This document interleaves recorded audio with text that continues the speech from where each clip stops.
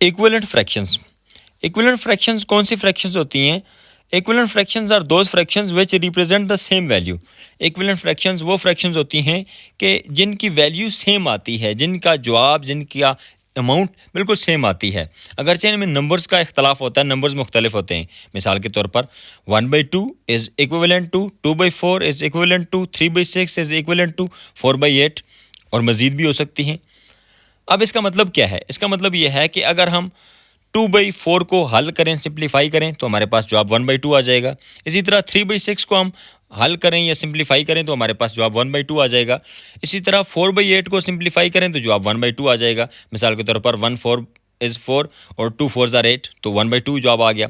एक और फ्रैक्शन देख लेते हैं, 50/25, ये एक फ्रैक्शन है, और दूसरी फ्रैक्शन है 10/5। ये दोनों इक्विवेलेंट हैं। वजह यह है कि अगर हम पहली वाली फ्रैक्शन यानी 50/25 को सिंप्लीफाई करें तो हमारे पास जवाब 10/5 आ जाता है। इसी तरह अगर हम 10/5 को मज़ीद भी सिंप्लीफाई करें तो 2 5s are 10 और 1 5 is 5, तो 2/1 जो फ्रैक्शन आ जाएगी वो भी इक्विवेलेंट हो जाएगी। एक और मिसाल, हम तस्वीरी मिसाल देख लेते हैं कि हमारे पास एक फ्रैक्शन है 1/4। अच्छा, इसकी इक्विवेलेंट फ्रैक्शंस हमने आगे लिखी हैं 2/8, 3/12, 4/16, 5/20। ये सारी जितनी भी फ्रैक्शंस हैं ये 1/4 की इक्विवेलेंट हैं।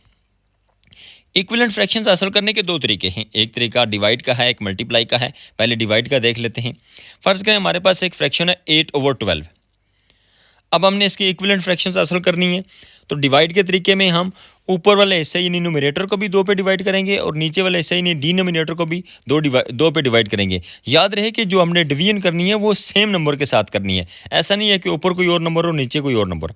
8 को 2 पे डिवाइड किया तो जवाब आया 4, नीचे 12 को 2 पे डिवाइड किया तो जवाब आया 6। ये जो 4/6 है ये इक्विवेलेंट फ्रैक्शन है।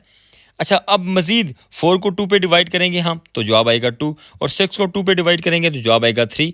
तो इस तरह 8/12 की 4/6 भी इक्विवेलेंट फ्रैक्शन है और 2/3 भी। अब मल्टीप्लाई के तरीके को देख लेते हैं कि उसमें इक्विवेलेंट फ्रैक्शन कैसे हासिल करते हैं। इसी हम मिसाल को दोहरा लेते हैं उल्टा करके कि हमारे पास 2/3 एक फ्रैक्शन है। हमने न्यूमरेटर को भी 2 से मल्टीप्लाई किया और डिनोमिनेटर को भी 2 से मल्टीप्लाई किया तो हमारे पास जवाब आ गया 4/6। ये भी इक्विवेलेंट फ्रैक्शन है। अब जो हमारे पास 4/6 आया है उसको भी 2 से मल्टीप्लाई किया न्यूमरेटर और डिनोमिनेटर को तो हमारे पास जवाब आया 8/12। तो ये सारी 8/12, 4/6 और 2/3 ये आपस में इक्विवेलेंट फ्रैक्शंस हैं। इन इसका मतलब है कि इनकी वैल्यू या इसकी अमाउंट बिल्कुल सेम है।